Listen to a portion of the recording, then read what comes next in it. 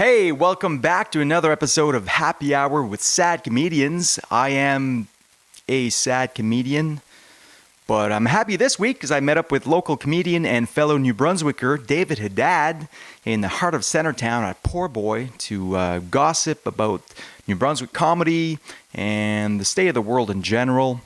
So if you're into that, or not, let's check it out.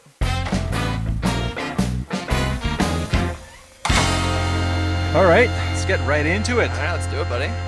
David Haddad. Yeah, what's up, dude? How's it going? Pretty good. Yeah? Yeah. Just hanging out, long weekend? Yeah, hanging out, sweating. Sweating balls? Yeah, pretty much, dude. I'm like an unnaturally sweaty person. Are you? I don't know what it is. I have like a weird like divot in my chest and sweat just like... Puddles in there? I have to wear black shirts because otherwise there's just a circle like right here, so... But then the black shirts make me hotter. It's like a terrible cycle. Well, okay, that's interesting because people say that you don't shower, but I assume it's just because you sweat a lot. You're probably like always showering and then all sweating. I have this reputation as like a stinky, unwashed dude for some reason, and it's not. I mean, I don't shower like every day. It's not unfounded, but it's not like completely true. Yeah, exactly. Yes. But no, I am just like I'll show up places and people will be like, Jesus Christ, like where are you coming from? A lot of times I'm like, I just showered, but then I had to walk here and now I'm sweaty. Like. Yeah. It's the worst. I don't know. I can't control that, but whatever. Ah, man. Genetics. Yeah, dude. Probably. We'll blame it on that. Blame it on my dad. Yeah. I don't even know if he is sweaty, but we'll blame it on him. Yeah. Yeah. Yeah, let's get into that. You grew up in Moncton. Yeah, dude. Moncton, with the Lebanese last name. Yeah, Lebanese last name. I've been like sort of leaning away from that stuff, or I guess like thinking about leaning away from that stuff in my jokes because I just like didn't really know how Lebanese I was or wasn't, and then when I finally recently found out, it's like, oh, you're like barely like an eighth. So and then I told like George Asili and Caesar McCool, who were my Lebanese friends, and they were like, oh, fuck you, man. Like, you're out of the club now. Yeah, exactly. You can't be in the Lebanese Weight Watchers anymore. Yeah, no, exactly. Yeah. Well, George used to like every time he saw me, he'd greet me by being like, oh, Habibi, Habibi, and then he'd like kiss me in both cheeks. And then he found out I was only an eighth, and then he was just like, oh my God. And I was like, can we still be friends? He's like, yeah, but no more cheek kisses. Those are out. And I was like, God damn it. I guess that's just cultural. I don't know. Oh, shit. Well, I mean, George, I don't know if you want to get too close to him right now. No, that's very fair. Yeah, I don't need those kisses from him. But no, Moncton, New Brunswick. And so wait, you're like I don't know if you remember the moment of our heritage, the fucking Pierce Brosnan, played James Bond, had this thing where it was a white guy that pretended to be identify as an indigenous person for forever, and then they found out he wasn't, but then they still accepted him as one of theirs because he was walking the talk and he knew the culture and everything, and I mean, I'm not like pulling something out of nothing when I make those jokes, right? but I still like I'm at the point where I'm like, okay. I mean, I could if anything, I could probably like make more jokes about like. Yeah, I thought I was Lebanese, and like I barely fucking am. Like, you know what I mean? So, I'm like the Elizabeth Warren of. But my family has like we never talk about any of that stuff, and like my grandfather looked super Lebanese, and like was I guess kind of, but yeah, I don't know. We just don't talk about like I want to do one of those like 23andMe's or like any of that stuff because I have zero. I know my mom's side is like. I don't know, like farm people, like super white, woodsy farm people. But even that I don't know much about, like where that comes from. So, But I grew up in Moncton my whole life, like 24 years, and then I moved here. Yeah, Moncton. I lived in Moncton from 2001 to 2006. Cool. I went to University of Moncton there. So, Université de Moncton, sorry. Yes. Yeah, good times in Moncton. I loved it, man. Yeah, dude, it can be fun. I mean.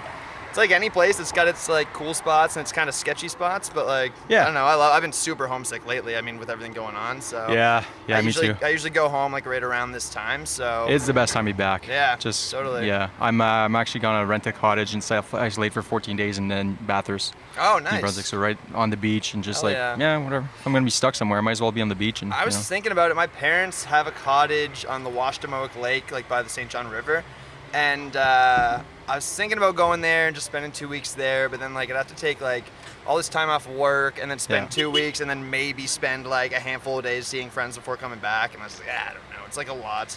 Yeah, I know. It's but I just need to be like close to the ocean. Totally. Yeah. Oh, I agree with that, man. I'm such an asshole to people here because I'm like, you call that a beach? That's fucking not a fucking Westboro Beach. Yeah, that's not a beach. I know. There's my roommate.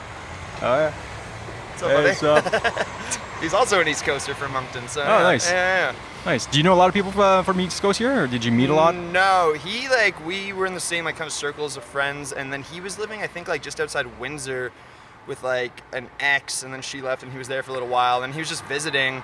I was like, man, I could see myself living here. And I was like, oh, I actually need a roommate next week. And he was like, oh, cool. It like fell into place really well. So, wow. Yeah. I used to live in the Golden Triangle, just like east of Elgin. And I broke up with my girlfriend. It was like this big thing, whatever. And this was like basically I was just out the door one morning. And then I just showed up at my buddy's workplace.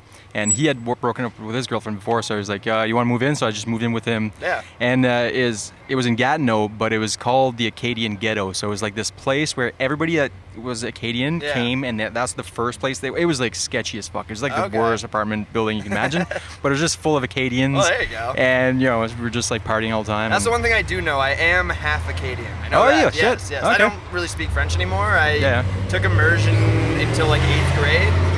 But I'm just like really awful at math, and I just needed it to be as easy as possible. So I was like, let's cut out the French math or whatever.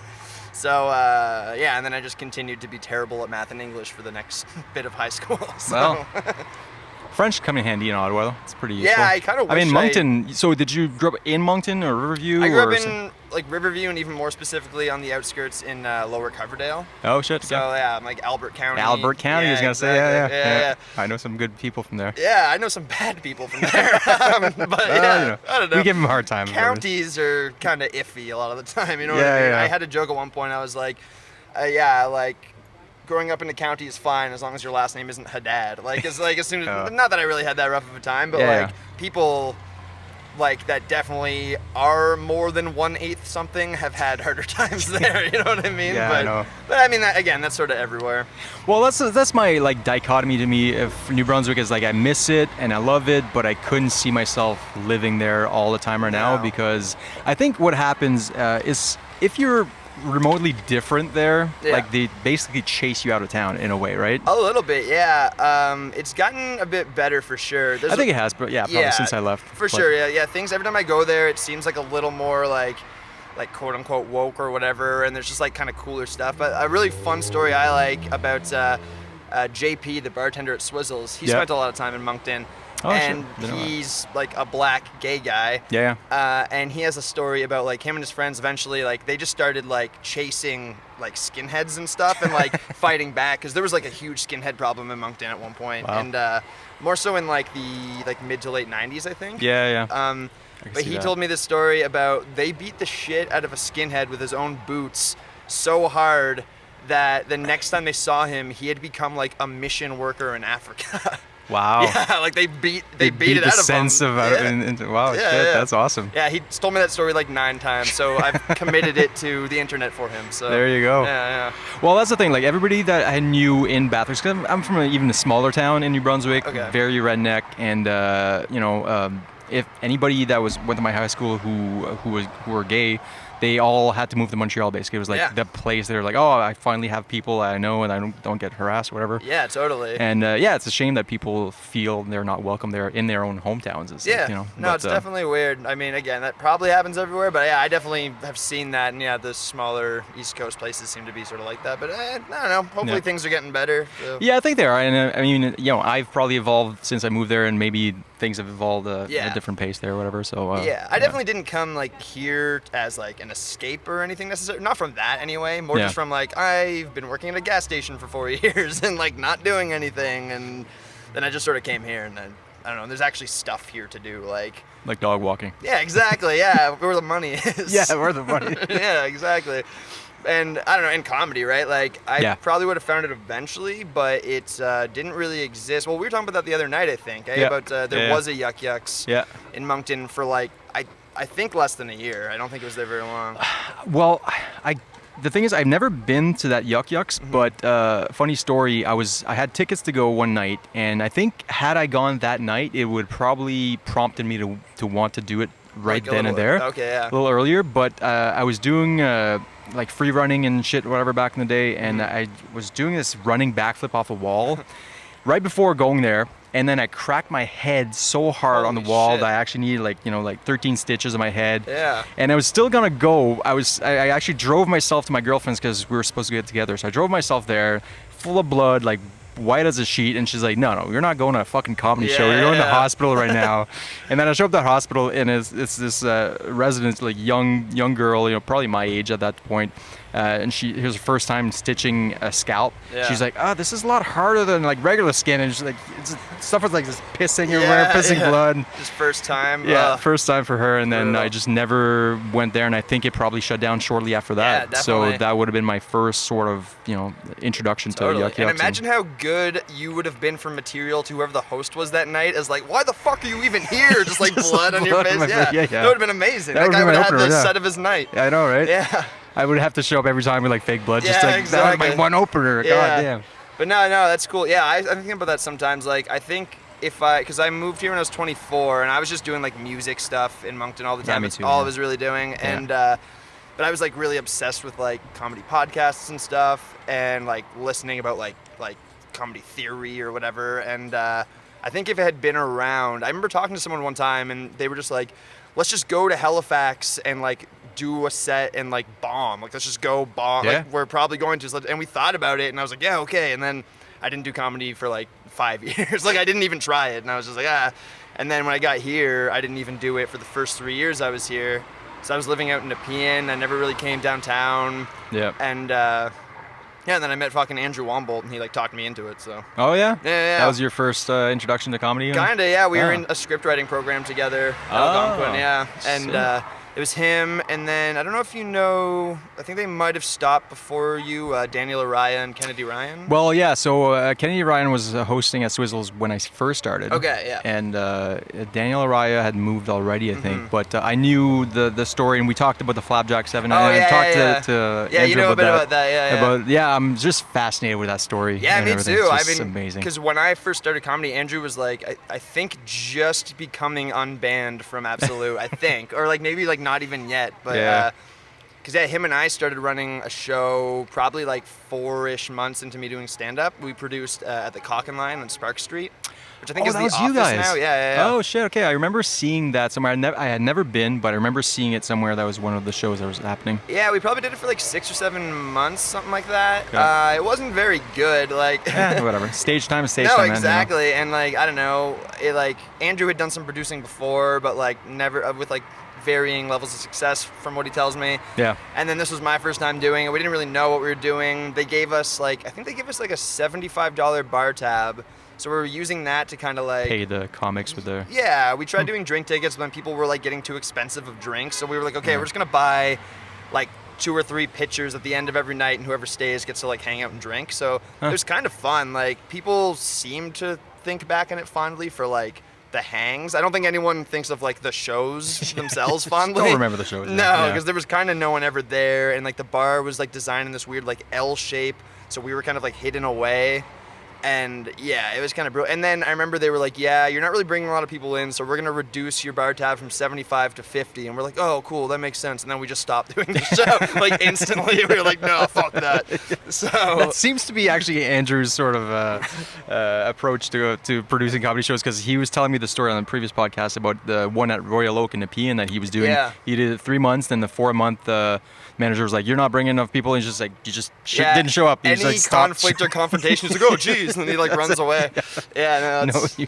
pretty classic, actually. Oh, yeah. And that's sort of what became like our dynamic of like hosting or producing shows together, is like a lot of like me being like, don't read into what the person is saying. Don't worry, calm down. And like, because he's really good at like going and finding places to do shows, and he's really good at like organizing like the reaching out to people and everything. And I'm really good at like the actual physical organizing like at the venue. Right. And like, I don't know, talking to someone that owns a bar and not like freaking out and thinking they hate me, like Andrew does. Well, as he thinks of everyone. So. Yeah. You hosted a bingo night here? Yeah, here at Poor Boy. Before COVID, every Wednesday I would host a bingo thing. Yeah. Tony. They used to do roast nights here, I guess. I think like before I started. So even before the Wednesdays? I think it was Tavis Mapleston and Greg Houston, I believe. Oh, okay. And they did a thing. It was like, it'd be like the roast of like the Marvel universe, and everyone would just like roast Marvel stuff, or the roast of like, I think Stephen Harper was one, and like shit like that. Nice. So they were doing that, and they had a relationship. And then Tony, the owner here, reached out asking if they knew anyone who would host a bingo night, and they threw my name in. And it's been great, man. It's like really good practice for stage because you're not doing any jokes, but you're interacting just the whole time. Riffing and yeah. And people get like super rowdy, which like ends up being like better for me because then the more they like yell out at me, the more I have to kind of like go back and forth and like kind of becomes a muscle over time, which is cool. Yeah. That's actually a really good way of practicing that sort of like crowd interaction, crowd work, because that's one of the things you can practice your pre-written jokes and all that, but getting that crowd work experience, that's gonna save you. And it's hard, man. Like it's such a weird thing to do, and like you have to just sort of dive in, and you don't know if it's gonna go anywhere, and it might not. Like I don't know. Like on Monday, I yelled at those fucking guys for a while until they left the show.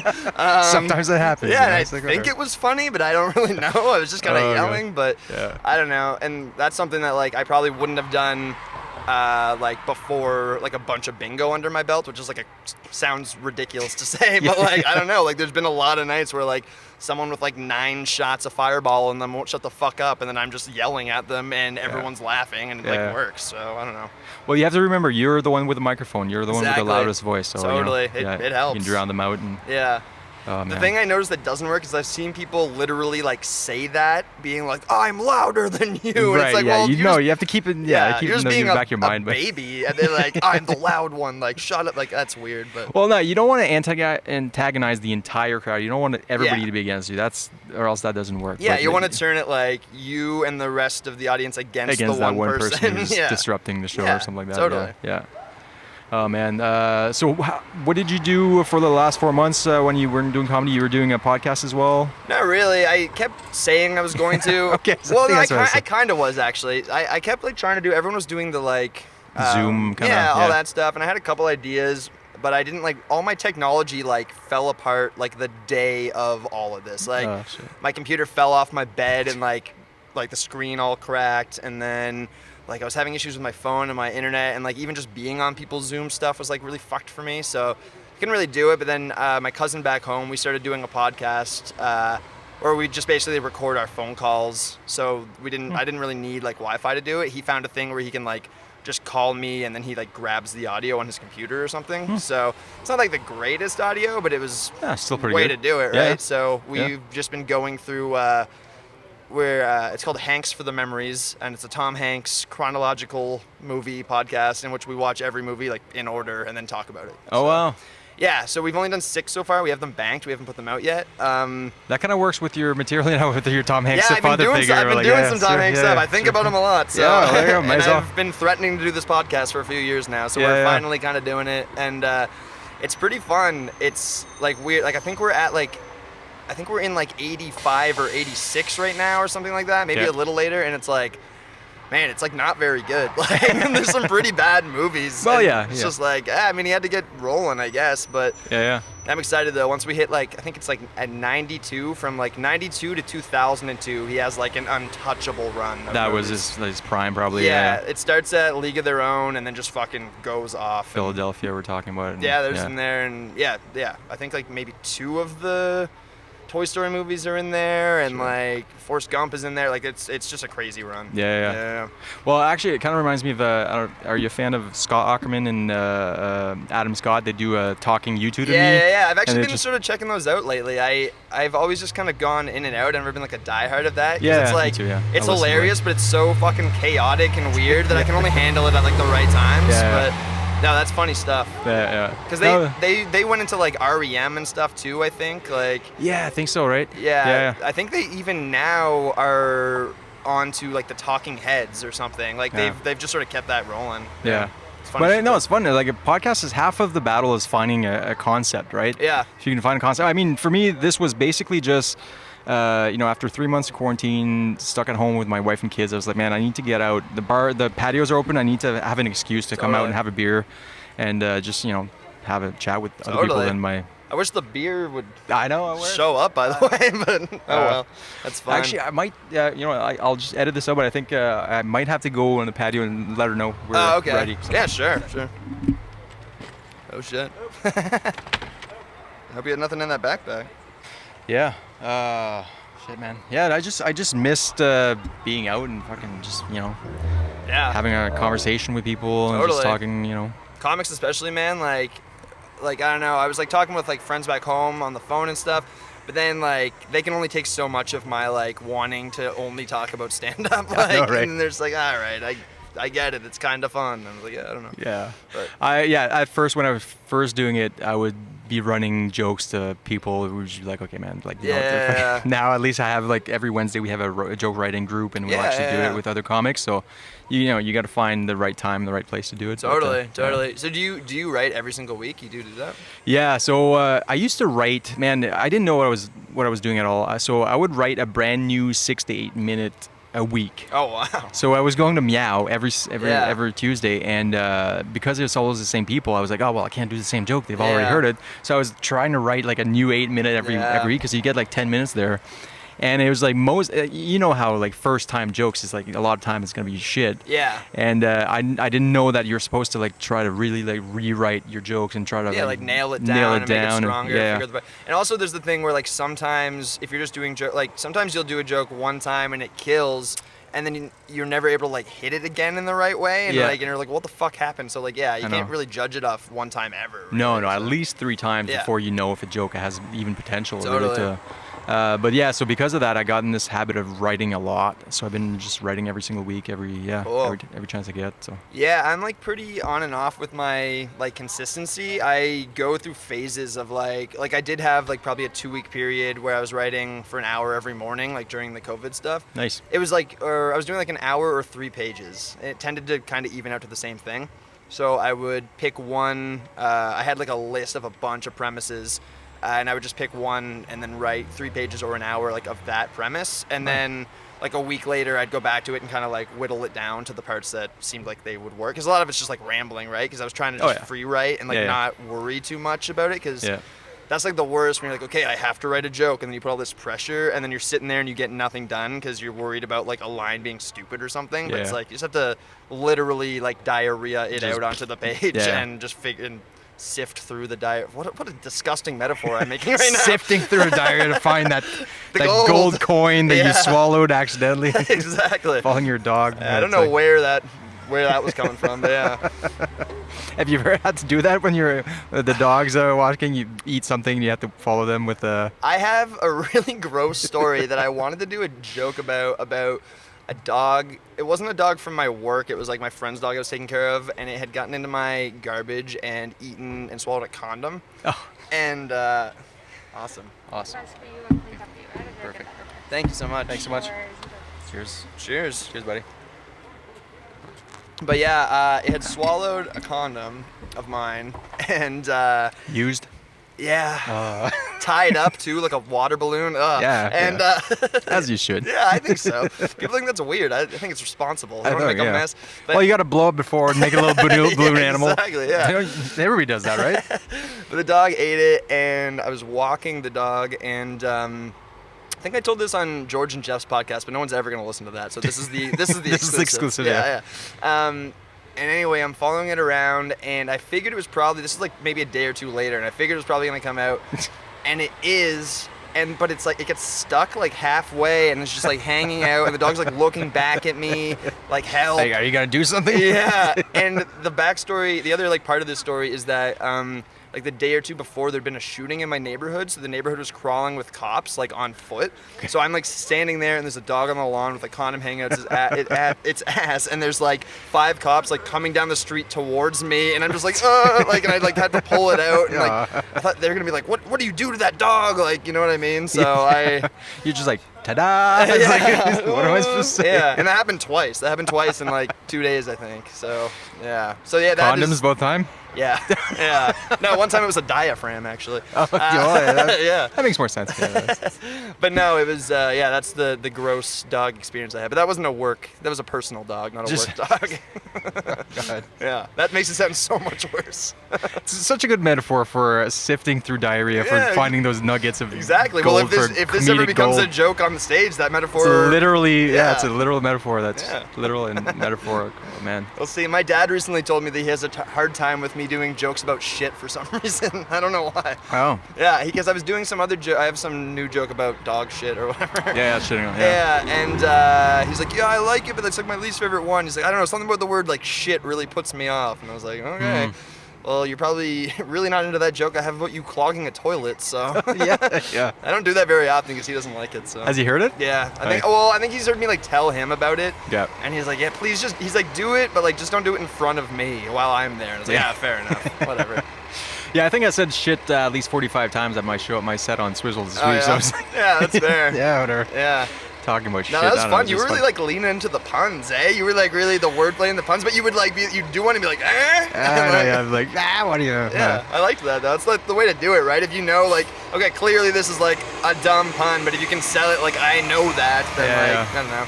I think for me too, because I grew up, I'm ESL, so I grew up completely francophone in a small town. All my family's French. All my friends are French. I grew up French completely, and I think I still find puns like, oh, I didn't even know this word meant two things, whatever. So I'm still. To you, it's like it's just mastering the language. Yeah, I'm still learning the language. Yeah. It's like, I see how these two words like fit together, kind of. Yeah, look at that. They're like, yeah, okay, welcome to the party. Fucking, whatever.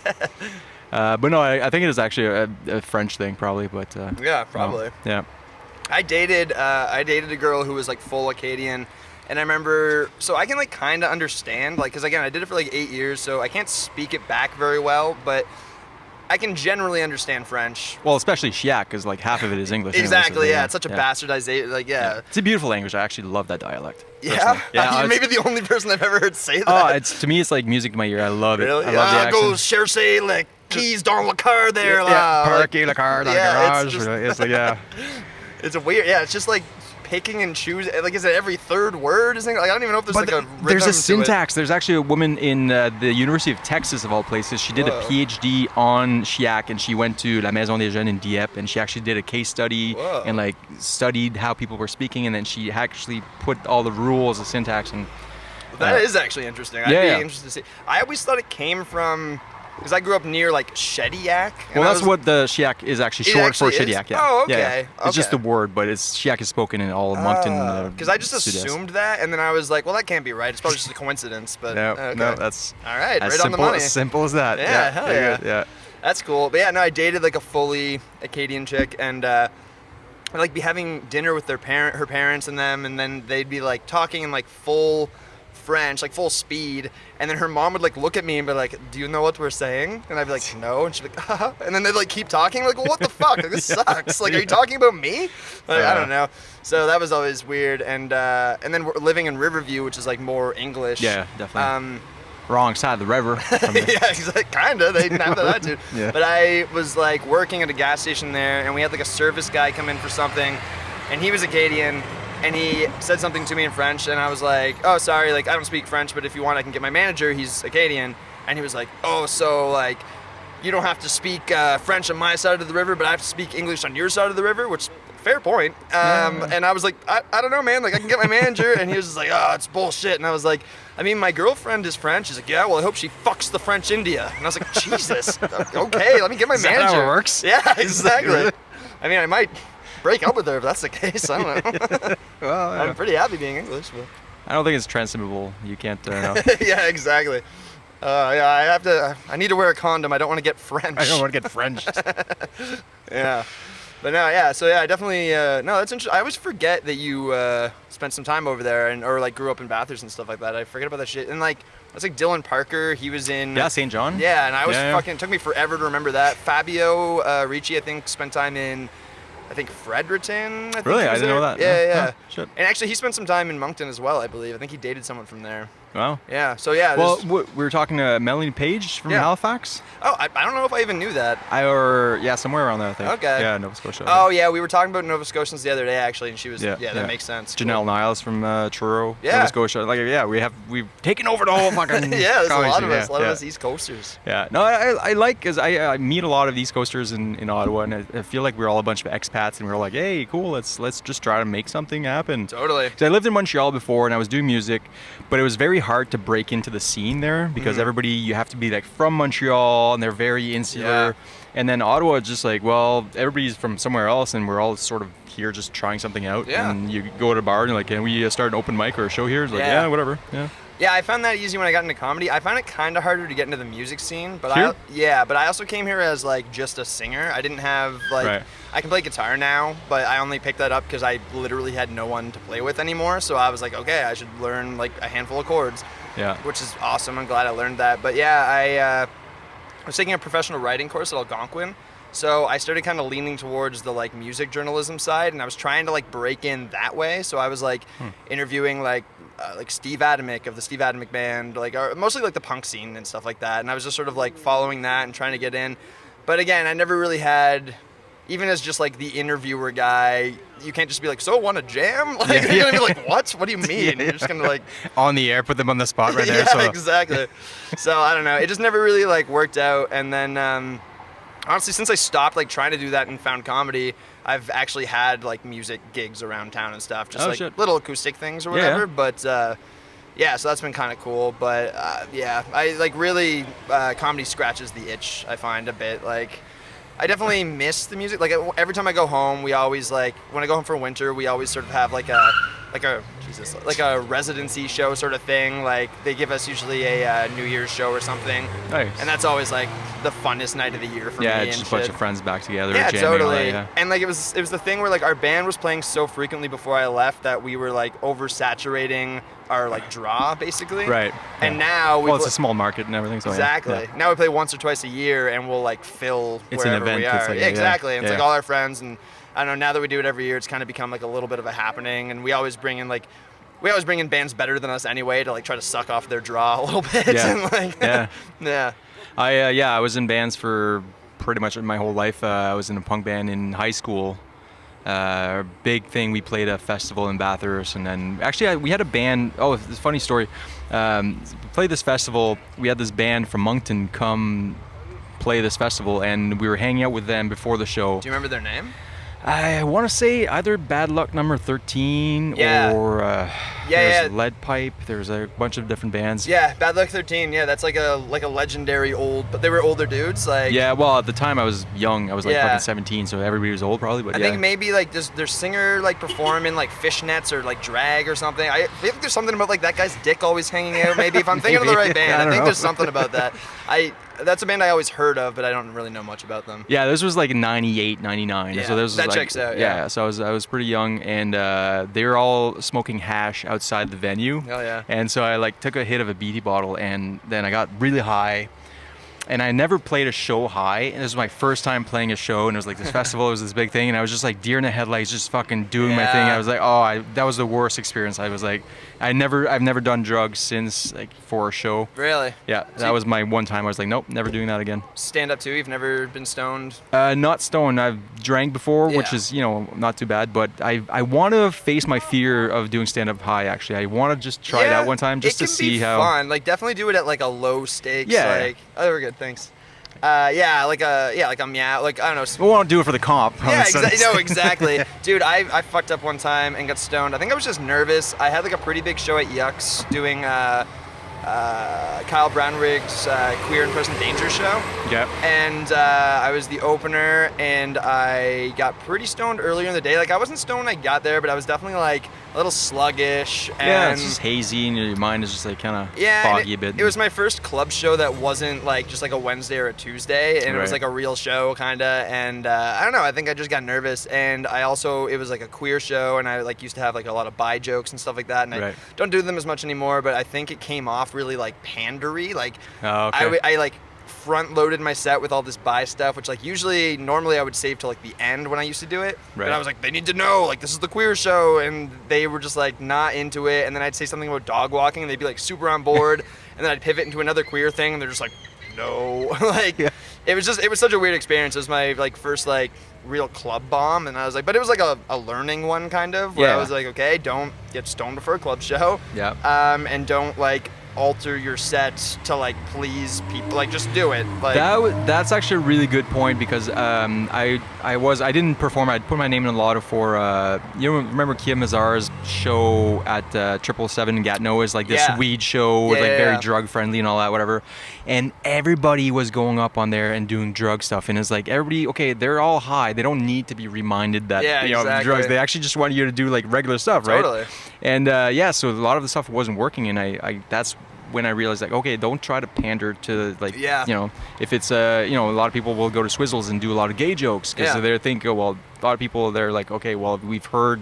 Totally. You know, we're just here for a good time. We're not here to be reminded how Exactly. gay we are, or how what's Totally. funny about being gay. Or JP tells me that all the time. He's like, they all like, if someone new nails a gay joke that actually like works there, he's always like, okay, like he's into that person because like that actually happened with me the first time I did one. He was like, it's really rare that like a gay joke will work here, and I was like, oh, cool. So yeah, I don't know. But he, yeah, no, that's a totally good point, and that's like right now. I think there's going to be a big problem with that, with like all the quarantine and COVID material. oh my God, it's gonna get old quick. Yeah, and we all have some. Like We all, yeah. I've been doing a bit, and like I don't know, and I'm like I'm really up and down with what I'm gonna do for my competition set, and like I Yeah, want me to do a too. couple of those things, and I'm like, I feel like I should address it a little bit, but like if everyone's, I don't know, I can't tell what matters. I think we're know. still so early that it's hard to know. Like, I feel like it depends when you are in the night as well. Yeah. Like if you're going early, you can probably get away with it. But Totally. if everybody's been doing it and then you just go up and, hey, here's COVID, man. Yeah. What have you guys been doing over the last 4 months? Like, yeah, you can't. yeah. When's your night? Fucking Sunday. Shit. This Sunday, yeah. Yeah. Okay. So I'm Cool. still working out my set and everything, but Yeah. yeah. So Monday, was that the first? That's the only set you've done so far?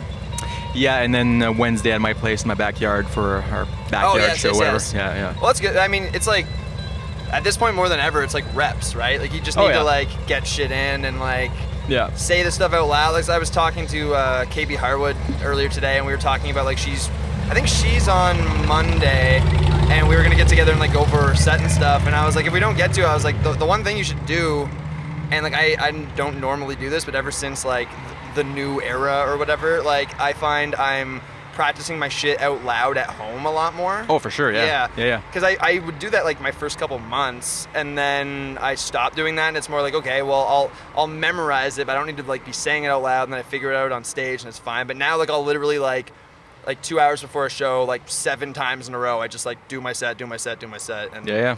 I don't know, especially like trying to get the times down and everything for the competition, and yeah. Well, I mean, so if you're doing like, if you're in Toronto or New York and you're doing like 5-6 sets a night, like, you know, all Yeah. 7 days a week or whatever, you don't have the time probably, or, you know, you don't have to do that because Yeah. you're always working stuff out on stage, which is the best place to actually Yeah, do it. or on like the subway to the next show. Yeah, like- and then you're listening to your Yeah, earpod, whatever. exactly. But like Ali Wong, I remember her saying, like, if you don't do stand up for like 6 days, you're out of, you know, you're all Yeah. out of whack. But here, if you only have like one set a week or whatever it is, like those other days, you should be probably like practicing and Totally. doing some stuff, and yeah. Yeah, I definitely do, like, because like sometimes I'll get lucky, and like in a month I might have like 7 or 8 shows or something, like in like normal times, and like in that I'll get like a little spoiled, and then I won't be like practicing as much like at home and something like that, and I'm like, oh well, you know, I'll do like my practice at Swizzles, and then I'll be ready for like the Yucks, and then like I'll practice a brand new thing at Meow, or like Yeah. you kind of even know like what rooms to like try the certain things in and stuff Yeah. like that, which is fucking like I love how Oh, when that happens, it's so great. Yeah. Yeah. You're Yeah. just in the flow, and you find everything sort of works out, and you know, like, yeah. Totally, and yeah, and it's just cool because we do have like a lot of good, or we had, and I hope we will have like I a lot know, of good yeah, me too. indie rooms, Yeah. and they really are like, some of them are kind of like more equipped to certain things, and like I do find I get different things from every room, kind of. Oh, yeah, for sure. That's cool. And I mean, just saying it out loud in front of people, you hear what is, like, sometimes I'll be saying a joke and I'm like, holy fuck, Yeah. how did I ever think this sorry? was funny? Yeah, sure. Want me to push this? Oh, that's okay. Am I on TV? I don't know if you're on the TV now. Oh, man. Sorry. I want to be on TV. You have to audition. Yeah, sorry. Oh, man. Oh, man. Okay, thanks. Have a good one, buddy. Hey. Cheers. Have a beer on me. Of course. Will Centertown, folks. Yes. What do you get, man? I miss living here sometimes. Oh, I love it, man. It's Yeah. it's great. Like it is. You'll run into like weird. Like not that guy was a weirdo, but you'll run into No. for sure fucking weirdos. Yeah. I remember one time my parents were in town and we were walking through Centertown, and they were like, "Yeah, how do you like living here?" And I was like, "Oh, it's pretty cool. It can be kind of sketchy." And they're like, "Really? Like in what way is it sketchy?" And like as if on cue, someone just like stepped out of the out of like the shadows with like meat and was like trying to sell us like clearly stolen meat from a grocery store. And I was like, this is pretty much exactly what I'm talking about. Yeah. Oh man, one time I was walking, so I used to live right there. Yeah. And I was walking up Kent, and I hear this like really high-pitched noise getting louder and louder.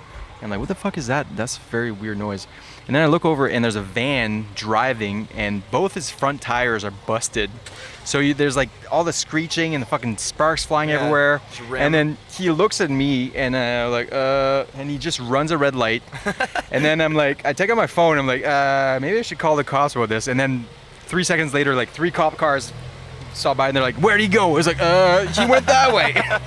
And then turns out this guy had abducted a woman in Vanier. Holy fuck. And then there was a full police chase downtown on Elgin. He went on a sidewalk and almost like hit a bunch of pedestrians. Jesus. And then the cops threw their bikes in front of the van, and that busted his tires, but he's still going. Whoa. And then they found him underneath a deck around here, so he had just like stashed his van and ran and hit underneath the deck and all that. And that's that was gnarly. That's kind of cool on those cops to be like, fuck, and just like throw their bikes like last ditch effort. I know, right?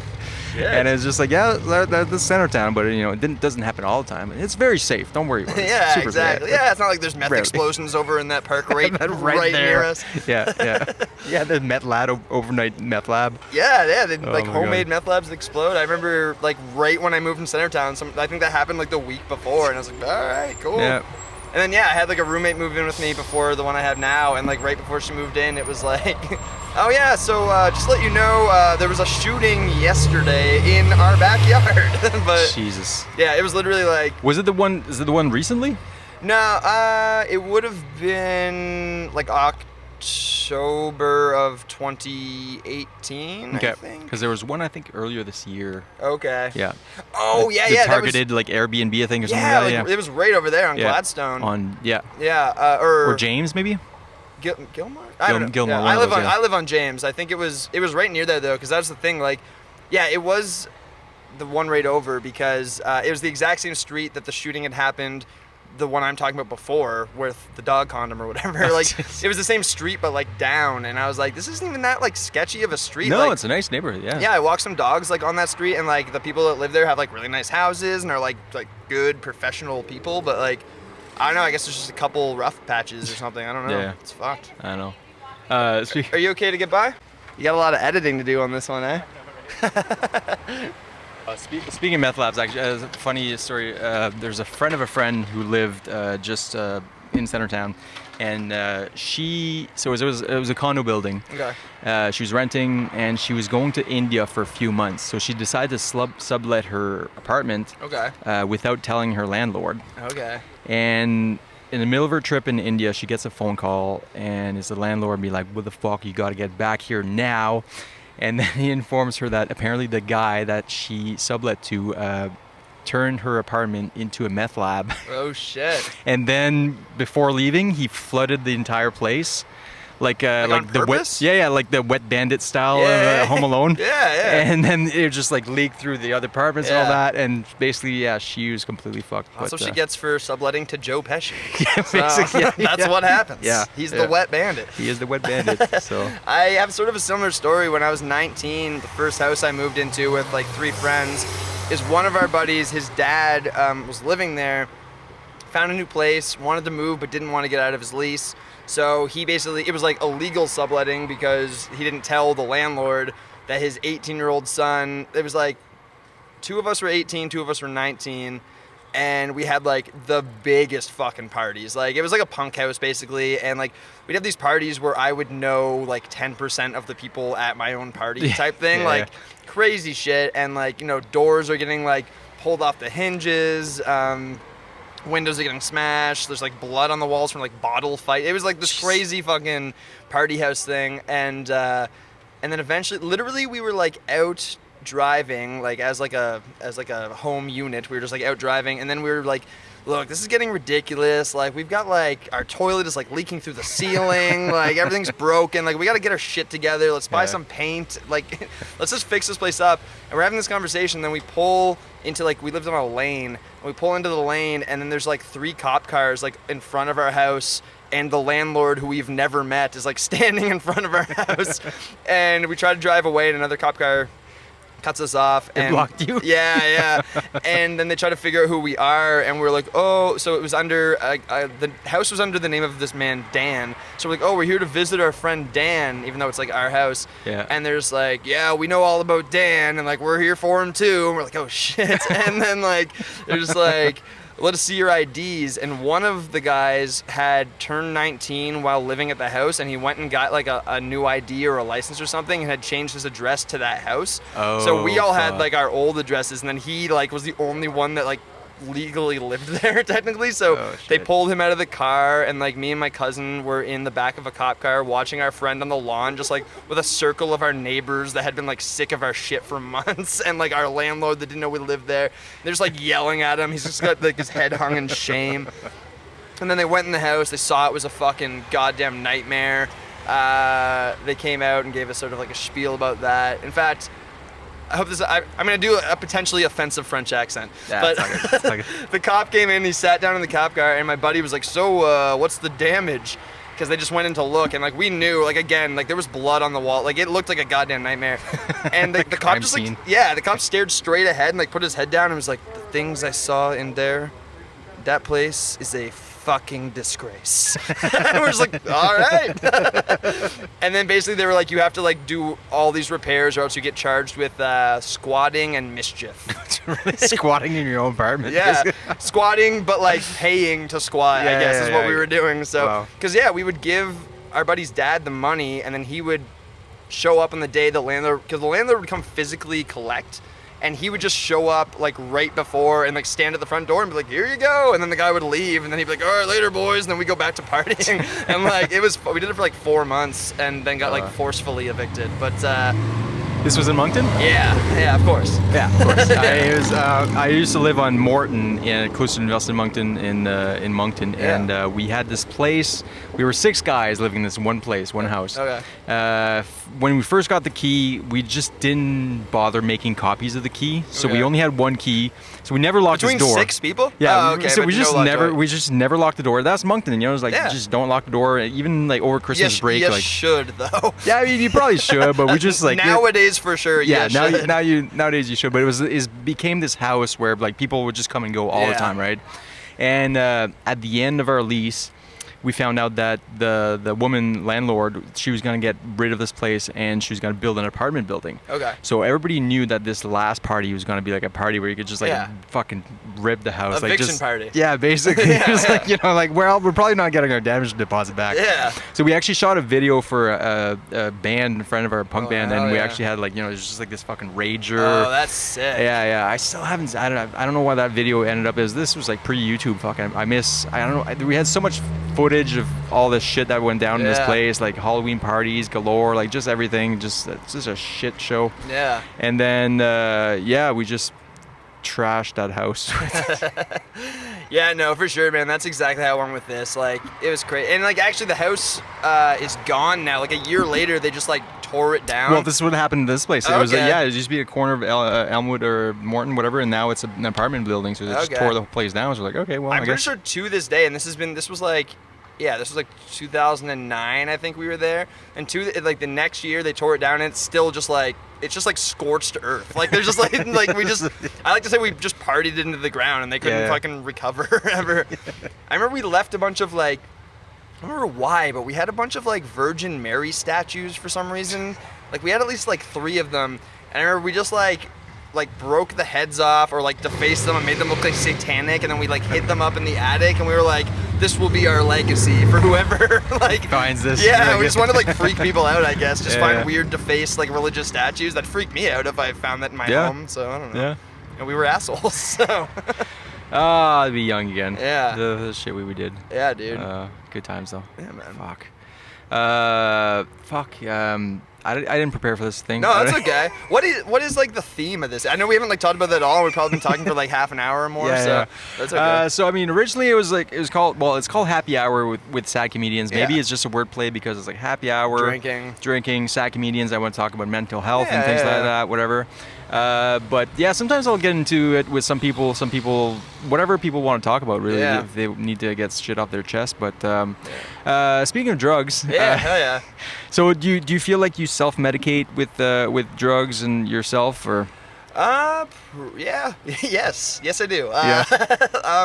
I don't know, like I only really like do like I've weed, like drugs, like weed and I guess booze, like as far as self-medicating, like not that I don't know, like I'm not like self-medicating with booze, but you know, every once in a while, like you just want to sit down and have a beer to chill out, you know what I mean? Yeah. Like, Take I actually the think I edge do that off. much less than I did when I was younger. Like I've had like a 6-pack in my house for like 3 weeks that I haven't touched, and like I was looking at it the other day and I was like, man, there was a time where this thing wouldn't last a fucking day. Like, Yeah, and yeah, even like with easily. the excuse of like, oh, I just want to like sit down and have a beer, and then I drink the whole thing. Like, so on that end, I'm better with stuff. But I would say like weed, I definitely see that more as self-medication. I like just getting high as well. Like it's also just fun. But I have like, I'm a bit of like an overthinker. Yeah, me too. And I have like a lot of Does anxiety. weed not make you think even more though? It kind of does. It's like this weird thing where it's like I think it's gonna help, and then sometimes it doesn't, and sometimes it does, and but it can sort of numb stuff out, and like I also find it can kind of like sharpen things in a way where like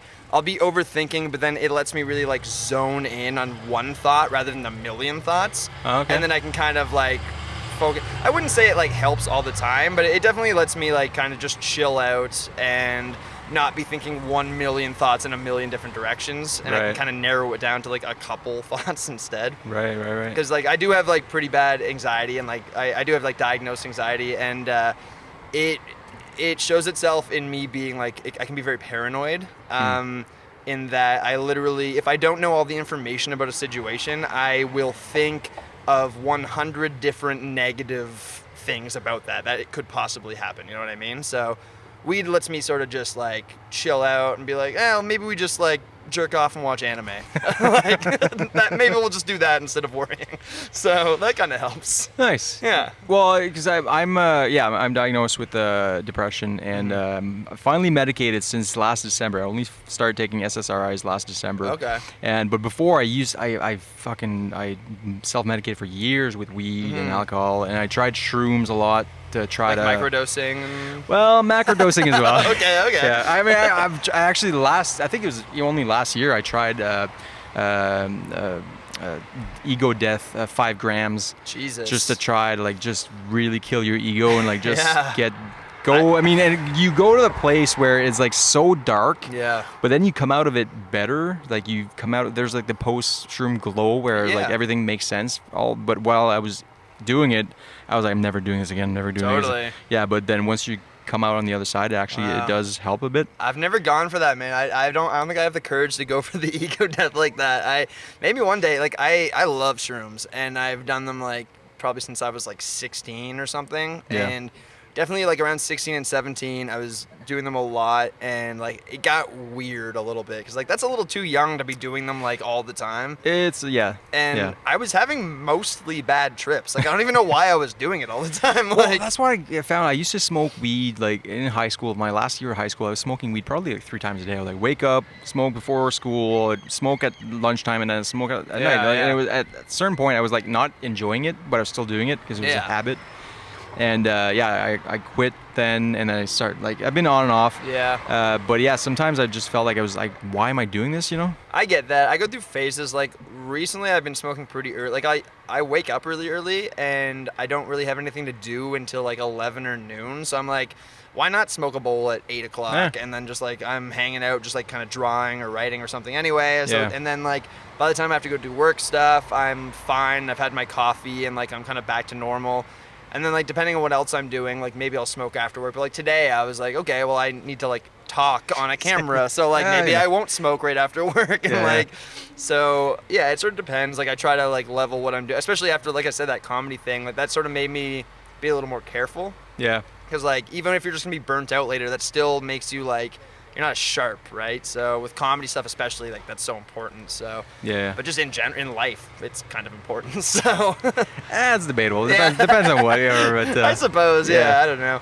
But I said that to someone the other day. I was like, yeah, I smoke weed at like about 8 a.m. like most mornings, and they were just like, Jesus Christ. And I was like, they're like, how do you do the rest of your day? I was like, it's not that bad. Like, I don't know. I have a pretty high tolerance, I guess, but. Yeah, I mean, weed, yeah, you can get back to normal during that day, I guess. Yeah. It's not like if you get like fucking blackout drunk at 8 Yeah, a.m., 8 you're a.m. not, shots. your entire day's shot Yeah, is it's not over gonna be the pretty same much. thing. No, it's pretty much over. Yeah. Actually, I remember I was going to work one day. It was like before a long weekend, something like this on a Friday, and my boss told me on the Thursday, he was like, we'll let you guys go at like 1 p.m. basically. Yeah. So at noon, I took an edible, and it was like 35 milligram gummies. Was like before the dispensaries, before it was legal.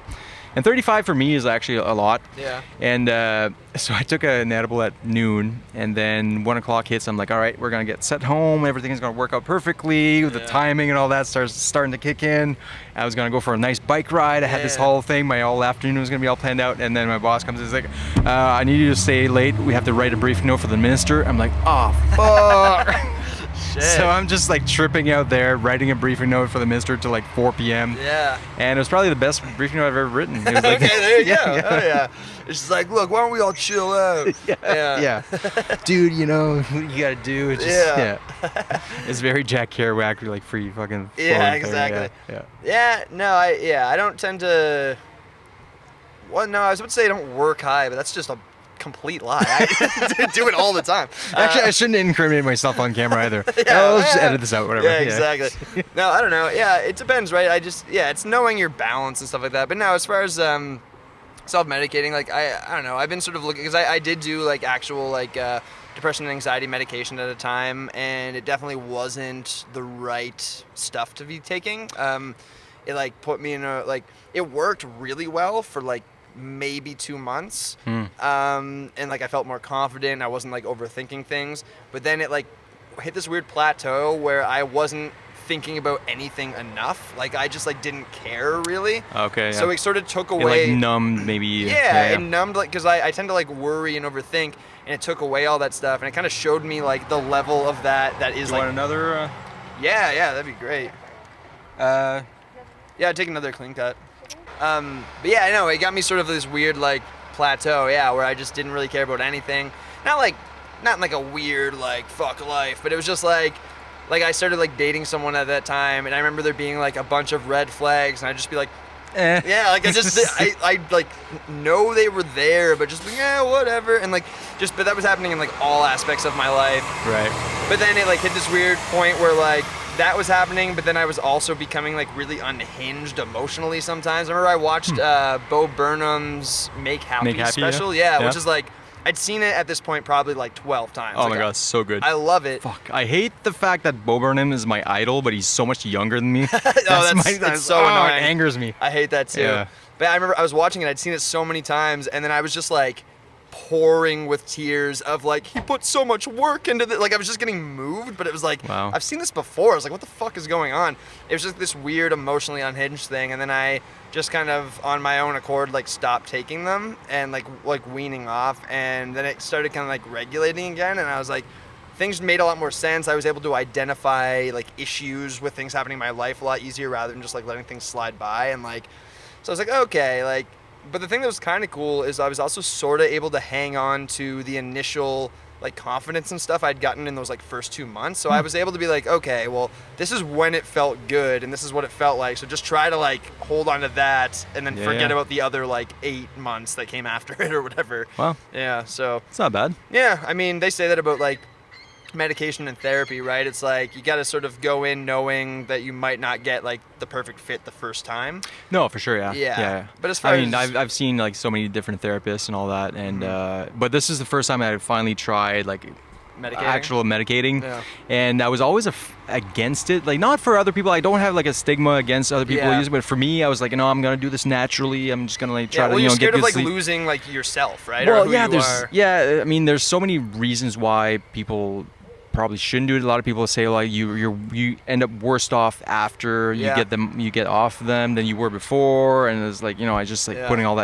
these chemicals in my body. I didn't want to fuck with my brain. All It that. is weird, and it takes a while to recalibrate too. Afterwards, it's a fucked feeling. Yeah. But now I'm pretty happy on them, and but I emotionally though I haven't been able to cry since being on them actually. Really? Yeah. So I haven't had a cry. Weird. And I was talking to Michaela about this on the other podcast about how during COVID happened, like I felt like, man, I should be crying about this. Like this is a fucking, this is the apocalypse. This is a pandemic. Yeah. Like people are dying, but I'm just like numb. I'm like, okay, well, whatever. This is kind of like you felt like the sadness, but it wasn't like working on you properly. Yeah, I know. Yeah. That's And fair. actually, that's one of the reasons too where I haven't done a lot of weed since the pandemic, because I've been afraid of realizing the severity of the situation and really like just sitting around and be like, holy shit. Yeah, like, that's why I haven't done shrooms since the pandemic. I thought of that too, man. I thought Yeah. about doing them I did them actually. Which would have been a perfect time to do it, because you're like, I have all this time in the world. Well, I did them in the very first week when I wasn't like taking it seriously enough yet. I just like got really drunk somewhere and like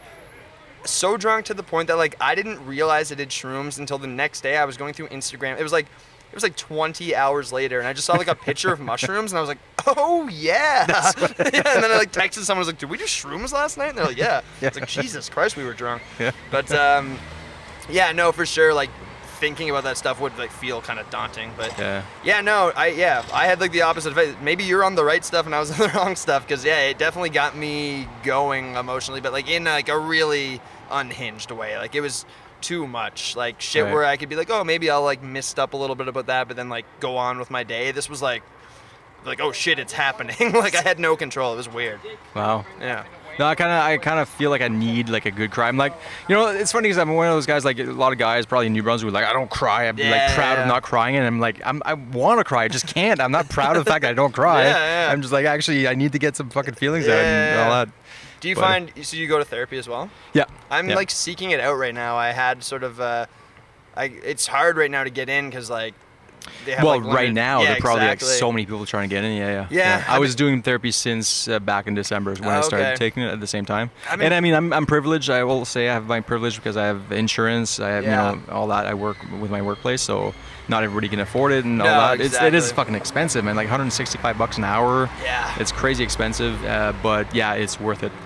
Yeah, no, I've got a bit of that privilege stuff too that I can kind of work through with that. So I do want to use it because I've been wanting to for a while, and I keep just kind of putting it off. And then I finally started calling people, so I just trying to find the right person. But like, I don't know, man, I'd love to fucking talk, right? And like, if I can do that and then have someone be like, this is what that might mean, I'd be like, hell yeah, like that'd be super helpful. I know people kind of have like a weird stigma against therapy sometimes. I don't think it's much these days, like, but yeah, it's a certain generation. I'm sure they wouldn't like wouldn't talk about it, like, Well, I mean, as soon as I started listening to podcasts in like 2013, like every comedian's like, yes, my therapist, and I was like, well, whatever. If every comedian I like has a therapist, then fuck it, whatever. To me, I think it's like a dentist. Like everybody should have a therapist. Everybody should have a dentist. Like, it's all like part of your health. Yeah. I mean, that's, and at the end of the day too, they're not there to tell you what to do, but they're just there to sort of guide you into finding your own solutions for yourself. It's just like it's almost like working out a joke on stage where you have to say it out loud to like make the connections and start to see how it feels. And when you're saying it out loud, like, you might even like have a realization, be like, oh, this actually like is going somewhere different than I thought, or like literally saying things out loud is like the most important thing. Thank you so much. Thanks. Cheers. Yeah. Cheers, man. But yeah, no, I definitely. How do you find stand-up? Do you find it therapeutic? I asked that question on a previous podcast, and to me, there's been a lot of negative. Oh yeah. So it has been therapeutic in a sense, but there's also been a lot of negative attached to it. Okay. And I think it's from. So one of the things is it gives me a lot of anxiety before, and then it gives me a lot of regrets after. Okay, yeah. I So feel that, so I'm actually on stage. I feel pretty good. I really enjoy being on stage. I'm a middle child. I like the attention, whatever, and all that. Yeah. And I was in bands all my life and I'm everything. an only child, so I expect the attention. Yeah. But yeah, like for me, when I started doing comedy, it was basically to try to get better at in-between song banter for my cool. music career. Yeah, I suck at that. Even now, like I feel like I'm worse at it after doing comedy. I don't know what it is. Yeah. But, But it's so hard, and all the best artists, like they're really good, they're really funny, they're like personable, they connect with the audience, and like I was like, oh, I just want to get to the next song, whatever, and all that. Yeah. And so I was like, oh, maybe I'll do comedy to try to get better at that. And then I started doing improv here at the Improv Embassy to try to get better at the crowd interaction, like being on the cuff. But comedy has been it's been really stressful and depression inducing, and just like bombing it's just like you take it so personal. Yeah. It's hard, man. But Yeah, you get better at handling it, but I don't think it's good for you to be numb to bombing. You know what I mean? Well, I don't know actually. I think there's something to be said. Maybe not numb, but like knowing how to power through. Like Maybe, yeah. Definitely you have to like be able to acknowledge it and be like, okay, well this is why that happened. Like sometimes it's literally just like a shitty crowd, or sometimes you just like It's never the crowd's fault. I do not agree with that. A good comic would be able to work any crowd. Like he would just change, or he or she would change I their know. material or whatever, have enough material to please that It's particular true. crowd. But The only reason I say that is because if you use that excuse, then you're not learning. I know. You're gonna learn from that. I know, and I do agree with that, but it's like I've seen both. Like I've seen the rooms where like everyone's eating shit, and then the one person who's like more experienced is like, well, no, I'm just gonna do it. And then I've seen the time where that person's like, okay, well, I'm just gonna do it, and they're like, well, fuck, and like they didn't get it either, and I'm like, Yeah. so I don't know. I think 0.5% of the time, I think it's the crowd. Yeah, no, I agree. But Yeah, I a still little do bit, think like the not giving yourself excuses thing. Like that's what I'm agreeing with about the like not numbing out, but powering through, and then reflecting, so you can grow or whatever. But someone one time told me, I think as a compliment, they were like, "Hey man, good set," and I was like, "Oh, thanks." They're like, "Yeah, you really have learned how to bomb gracefully." And I was just like, "Thank you." Thanks, I guess. Yeah. Yeah. I was like, "I guess," and like I think that's Oh, just sort of God. like you see certain comics, and like when it's not working, they all of a sudden are like, oh, you don't like this? Like, what's going on? And they start, like, talking about how it's not working, whereas, like, if one joke doesn't work and then you just sort of, like, keep going or, like, maybe acknowledge it but don't show that it, like, hurts you, then the next joke might work, and then you start, like, winning them over. But if you're just being like, oh, I suck, then they're going to be like, yeah, you do. Yeah, like, yeah. because you told us you do and you're in charge. So, Yeah, like, it's true, Yeah, yeah. so it's, like, this weird, like, psychological thing, but I Yeah. don't know. No, it is the hardest art form though. It is insanely hard. Yeah. Because everything else, music, you can sort of like, you have your band, you have. You just go by around, yeah. Yeah, It's all good. It's all good, man. I'm just curious, I'm like, No. CBC. Yep. really? Yeah, man. Yeah, big shots. We're actually Fox News, actually. Yeah. Fox News? Yeah. Yeah. We're alt-right conspiracy theorists. Yeah, Huh? exactly. Yeah. What are you guys talking about? All kinds of so- stuff. If you stop to talk to me, I'm... Oh, well, Well, I mean, we were being a little generous, to be Oh, really? Well, we're going to have to edit all this out. Sorry. I know, I'm pretty sure. Yeah. I hope you do. Yeah. Okay, Hey, thanks. you guys have a great You evening. too, buddy. Cheers. Fox News. Yes, sir. Yeah. Alex Jones. Listen to The Simpsons. They pretty much resume what you guys say. Maybe. Simpsons did it first, for sure. Before you say it. Yep. They predict the future. Have a good one, buddy. Guys.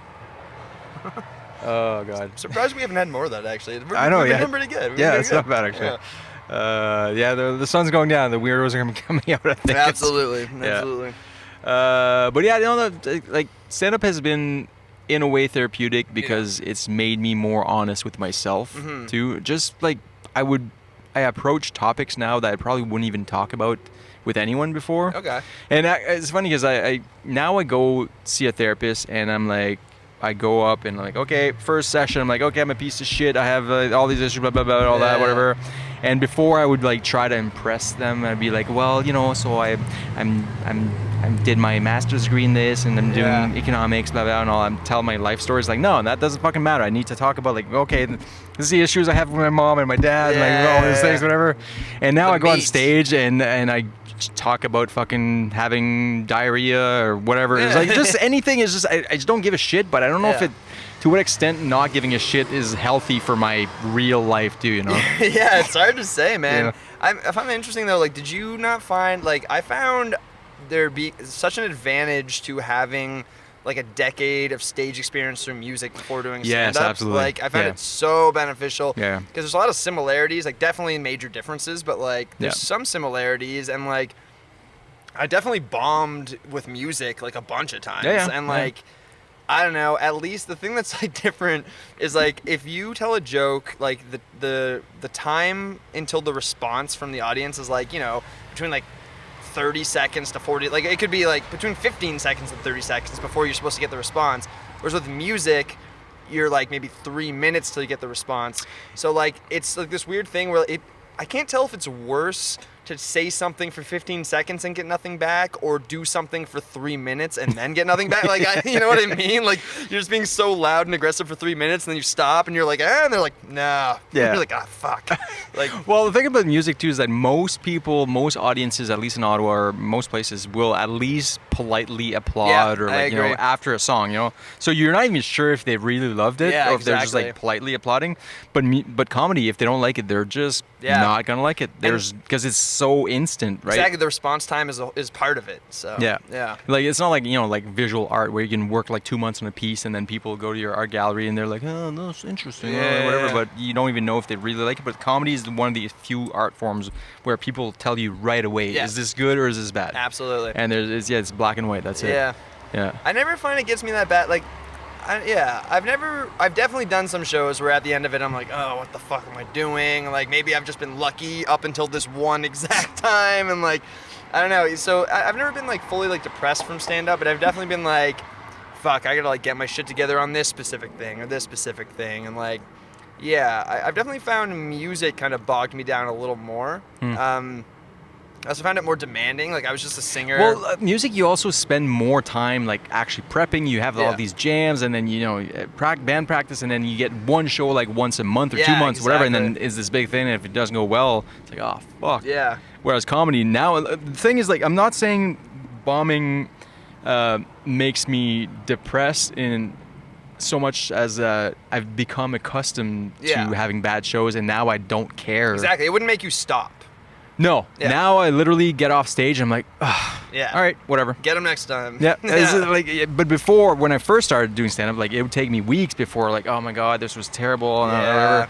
And then now I literally get off stage and like, yeah, whatever, grab another beer, and I'm fine. Yeah. But I don't know to what extent having that feeling of like just being able to bomb and then just shrug it off, Yeah. is that healthy or is that sociopathic? I'm not sure. Like, I think it's a little healthy. Again, it's like as long as you are like, I guess, learning the lesson of like, if you did something that like warranted the bomb, then like you should learn from that. But Oh, it- yeah, I always But if it literally was just like a hard room, a hard night, you maybe just didn't come at it in the right way. Like, I think it doesn't really help to beat yourself up about it. It's kind of just like, fucking get them next time and Yeah. keep going, power through, and I don't know. It's the way and I look at I it. guess in comedy they also like nothing gets you over a bomb like a good night. Like, just Yeah. get back on stage, Totally. and then, you know, next time you'll get them. And Totally. Yeah. That's actually, weirdly enough, kind of like keeping into some of our floating themes. When I used to have really bad shroom trips all the time, I remember like I had one at 17 that like kind of fucked me up for like a few weeks. And I was just like, I just had like a really bad trip, and it left me mentally like just bogged down for weeks. And then I remember just sort of having this instinct where I was like, I think the only way to get through this is to do it again. but have a good and trip. make sure I have a good time. And I Yeah. did. I took a smaller dose. I made sure I was in like a really good scenario and setting. Set and And- setting. Yeah, And that's it. And yeah. it absolutely like fixed it totally. And like, Wow. and so that's a very similar kind of philosophy of like, you just need a good one to get over the bad one. I Yeah. think so. Yeah. Yeah, similar. All those fucking metaphors tonight, man. We're on fire. Dude, that's my fucking thing. It sucks. Andrew's been giving me shit lately. I said something the other day. I use unnecessary analogies all the time. Like, we were talking about joke writing, and I was like, Sifting through diarrhea again. yeah, basically, nope, kinda. I was like, not as gross, but I was like, yeah, you know, like writing a joke, it's kind of like whittling. Like, you start with like this big chunk, and you don't know what it's gonna be, but like you kind of go at it with an idea, and at the end of the day, like you'll get like what you were trying to make or something close to it. And he's like, yeah, or it's like writing a joke. He's like, we write jokes, neither of us whittle. Like, why would you use that to make us understand? He's like, do you want to woodwork? Like, I don't know. And I was like, fair enough. Like. Yeah, it's like if I was trying to explain joke writing to a whittler, that'd be a good analogy. Yeah, but like, yeah. I was trying to explain joke writing to 2 joke writers, so Right. it's stupid.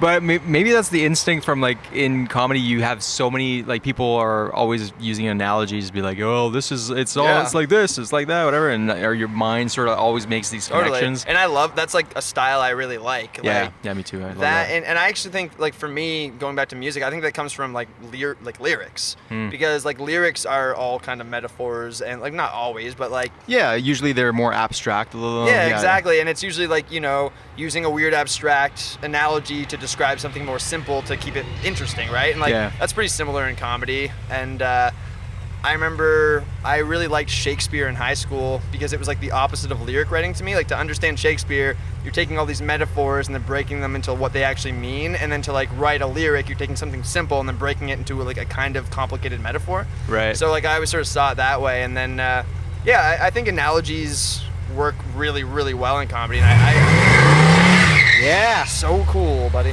That does remind me of New Brunswick. Yeah, exactly. But yeah, no, I think I'm drawn to analogies and metaphors, like probably because of like 10 years of just writing lyrics all the time. Yeah. Actually, a question. I did the show with you, stringing you along at the Comedy Eddie's. The You and music. Andrew did the music thing. Yeah. Have you thought about, or have you done some musical comedy, Bo Burnham style, or anything, acoustic guitar, Not songwriting? really. I like it. I like that stuff. Like I grew up really into like probably my first like real comedy stuff when I was super young. I liked was like Weird Al and like parody for music sure. and stuff like Yeah. that. Shit was like huge to me when I was like in elementary school. And then like the South Park movie, which was like a bunch of like hilarious musical songs. Yeah. And so I really loved that stuff. But yeah, when me and Andrew did that, it was literally like I just played guitar while he would just like say his weird sex poetry or whatever the fuck it was. Yeah. And hello. And yeah, I've thought about doing something like that where I can like take my set I already have, or like a few jokes I already have, and then write like extensions of those jokes as songs or something. Like, because I remember, I think at that show, Aaron Hill was doing something like that, where he'd be like playing guitar and he would tell like a couple like jokes, and then he would go into a song that was kind of themed around that same idea. So I really liked that because then you can kind of because we're already prepared enough that we have some jokes, so if we write our songs around those jokes. So I've thought about that, but I've never actually taken the time to sit down and do it. I have my cousin back home who was like my main musical partner, Jordan Fournier. He's got a sick band back in Moncton, by the way, called Diner Drugs. Look them up, Diner Check it Drugs. out. They're Diner a Drugs. sick stoner grunge rock punk band. I don't know. Sweet. But anyway, he would write these fucking songs. He would write these joke songs. It's actually how he kind of learned to sing. He's really good at guitar. He'd write these amazing guitar parts and then write the dumbest lyrics ever over top. He has like a song about fucking a bag of mayonnaise. A song about... Actually, all the songs are about... A bag of mayonnaise? Yes. He had heard a story about like a bag of mayonnaise pressed between like 2 mattresses or something. Yeah, of course. Yeah. And then he wrote a song about it. Yeah, And I can see that. He wrote that song when we lived at that party house, actually. And to this day, if we're at parties, like our friends are like, play mayonnaise. Like it's like his Wonderwall. Yeah. But yeah, so yeah, I definitely have like an affinity for musical comedy, but I just need to like sit down and like dedicate some time to it because like it's probably not that hard to like throw together because it's not really about the like instrumentation. It's about the words more than a lot of music even. So yeah, just throw together like 3 or 4 chords and write some dumb, probably dirty lyrics. Like, well, actually, because you actually have some comedy songs, right? Yeah, well, mostly in French, mostly French Acadian comedy songs, but it's harder when you're a songwriter. I think because you're usually used to going abstract and going like metaphorically and all that, but whereas musical comedy, you have to be like straight, actually be very explicit about what you're trying to say. Well, also my musical brain is very pretentious. So like I used to take music like probably too seriously, like or at least take myself in music too seriously. So there is definitely like I would need to kind of separate that to like write some songs that are like a little goofier, like especially where like growing up, like all my friends were amazing instrumentalists, and I was just like a singer and lyricist. So I was like doubling down as much as I could. Like I was just like, okay, well my words have to be the best they possibly can because like that's all I'm bringing to the table. So like I took it really seriously. And to the point that now, I think when I go home and we do band stuff, my friends expect me to be kind of like an asshole about it because I'm always like, we have to practice this much and like don't smoke too much weed. Like I used to be kind of a dick like that, and now I'm like, just like, oh, who's got a fucking bong and like who's got, like, and then we just like party and like there's like holy shit, like oh, like we thought you were gonna be like mad that we like are like an hour late to jam. And I'm like I don't give a fuck, man. Like I don't know. I think comedy really chilled me out in that sense. Nice. But no, yeah, I'm definitely planning on someday doing some comedy music stuff because I liked that show. It was really fun, even though me and Andrew and I do these like duo performances sometimes, and they're always like, we never know how to land the plane. That's like our biggest problem.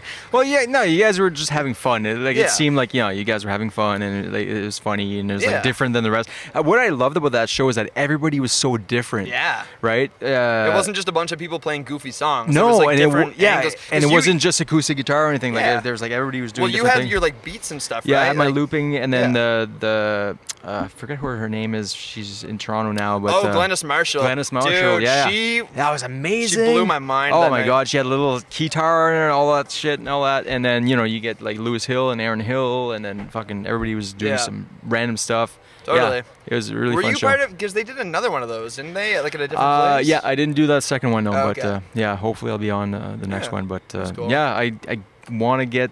Like, if I had a comedy special, ideally it would be in that style, like Bo Burnham, sort of like multimedia, sort of like integrating comedy, like Dimitri Martin musical. At all? Yeah, I love him. Yeah. Yeah, it's great. Okay, cool. Yeah. So is that sort of like you do like that kind of not just like strict stand-up style? You kind of lean more towards the like a little bit of everything in one package. I think that's more what I'm suited for, because I mean, some people. I'll talk to some people that be like, oh, I love Bill Burr, for example. Like, fucking, I love Bill Burr, but not everybody can be Bill Burr. Exactly. And like, just do a straight up special and fucking kill every single special. He just like delivers, Totally. And a lot of people have to I don't want to say like make their specials more gimmicky, but they have to have like play with the format and play with the form, and which I think for me it would just make sense if I actually like integrate some sort of multimedia aspect to it. That's cool. Because it's just what I've always been drawn to. So that's cool because I love that stuff, but for some reason when I picture like my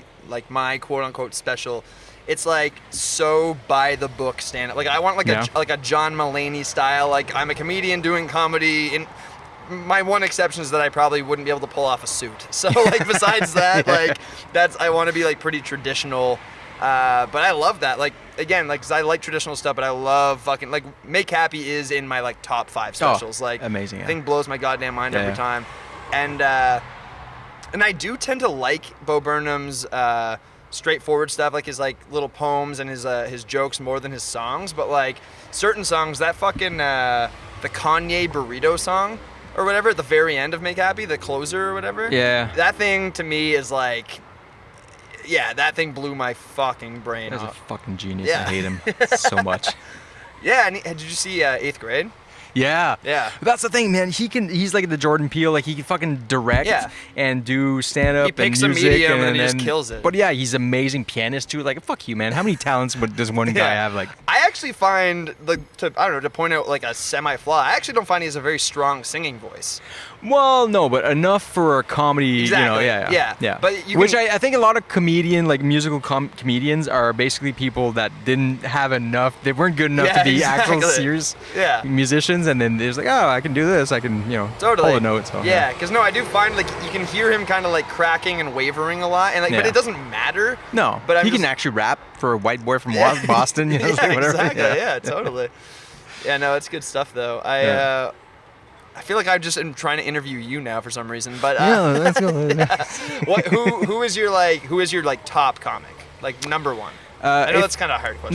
No, I always say David Tell. Oh, sick! I saw him in New York in November. Dude, it was crazy. With Jeff Ross or just himself? It was just him, but he pulled. I can't remember the name of I think Will Miles was the name of the host. Okay. And he pulled the host up, and then basically did bumping mics, but like a version where the sub in for Jeff Ross was incredibly outmatched. Like the host was basically just like sitting on the piano bench, and David Tell would just do jokes like about him at him, and he would just sort of laugh into his mic, and that's kind of all it was. Nice. He said something. The guy tried to do a joke, or he like he stepped on a punchline of Dave's or something, and then Dave was just like, "Oh, you know, Will, I actually had this dream about you last night. It was, you were on a motorcycle, and I was in a sidecar, and you were just weaving around punchlines and jokes the entire time." And just like, it was fucking awesome. It was at the store, and it was fucking Oh my killer, god, man. Oh, I would love to see David Tell. I've never Dude, seen him, but to me, so one of the reasons I say David Tell is because a lot of people think like, you know, he's a blue collar, you know, blue comic, and Yeah. he's pretty offensive, which I personally really enjoy, but. He's a smart, edgy guy, though. But if you watch, so there's a transcript of his Skanks for Memories and a bunch of his different specials. If you actually read like the writing of his jokes, his joke writing is amazing. Oh, absolutely. His joke writing is amazing, and I don't think I've ever heard anybody killing as hard as he did on Skanks for the Memories. Yeah. And I just remember, like, just that you can hear the crowd gasping for air. Like, you know, a lot of people are good; they do really well. But David Tell just blew my mind when he was doing that. I feel like he embodies like New York comedy. Like he just like is New York comedy kind of, because he's been doing it since for fucking ever, and he still is. Like he's just the guy who's still like at the back of the club and like has his fucking like old shitty notebook. Like that was just so fucked. I'm like sitting at the store, or the cellar, I mean, and David Tell's just walking by, reeking of cigarettes, holding like the scrappiest notebook you've ever seen in your entire life, and I'm just like, that's so goddamn cool.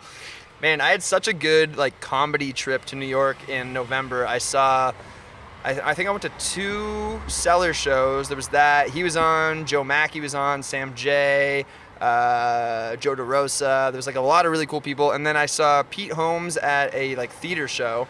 Nice. And he had this really awesome opener, Lara Bites. She was great. Never heard of her. She's sort of newer. I think she just did. David Spade has some new like comedy showcase show or something. And Well, he had an actual talk show at some point. Okay. I know Whitney Cummings was on a lot, Oh, and wow. Tim Dillon was like a correspondent and all that and everything. Cool. But yeah. I don't know if this was that, because this was like a year ago. Yeah.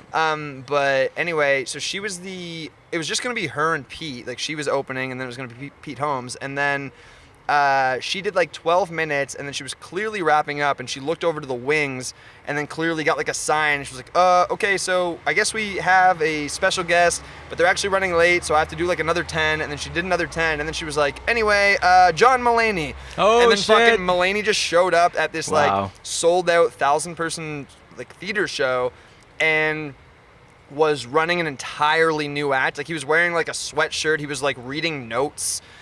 It was fucked, man, because he's my top. Yeah? Like, he's my favorite comedian. He's so good. Yeah, dude. He is so fucking good, though. And imagine being at the level where you're like, hey, I'm working on some new stuff. Do you think I could do like a loose 45 at your sold out fucking theater show? People, it's It's insane. It's And, like he's treating it like 2 swizzles. yeah, basically, no, you know? totally. Yeah, yeah. And he did like 45 fucking minutes, and yeah, and he walked out, and people were like cheering, and he was like, no, I'm rusty, and like he was like doing shit like that. But then like, yeah, it was all new.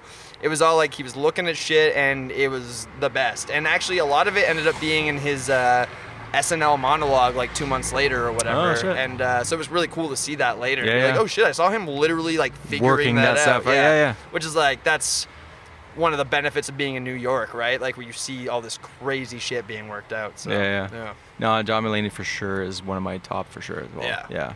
Well, he's also like a really good example of like not being thrown off by like a moment of failure, because like he had his New in Town special, which was amazing, and then he did the Mulaney sitcom, which fucking bombed. It bombed its goddamn ass off. I think it got canceled after like 5 or 6 episodes, and like it had like all this shit. I heard an interview with him where he was like, yeah, if you're ever going to create something that gets reviewed, don't name it your name, because then it's like Mulaney sucks. Like, you know what I mean? It's like, true, which is pretty good advice. Yeah, it's fair. But yeah, someone like that, and then like he literally, his next special is the Comeback Kid, and then that's literally, it's just true. Like he did that, and then did Oh Hello, and it's just like, to me, yeah, it's just like a guy like that, because even the like Ragtag Bunch, whatever stuff with like kids that he did in the whatever. Yeah, the Sack Lunch Bunch. Yeah. I mean, I didn't watch it with my kids, but it's like it's made to be like almost like a kids show, but Yeah. it's not really. It is and it isn't. Yeah. Yeah, maybe older kids, maybe, but Yeah, Jennifer Whiteford watched it with one of her kids, and yeah? he really liked it. And Okay. I have some friends with kids that watch it. I don't think they would get it anyways. Yeah, You know. it's like weird because it's too in the middle. Like my dad watched it, and he loves John Mulaney. Like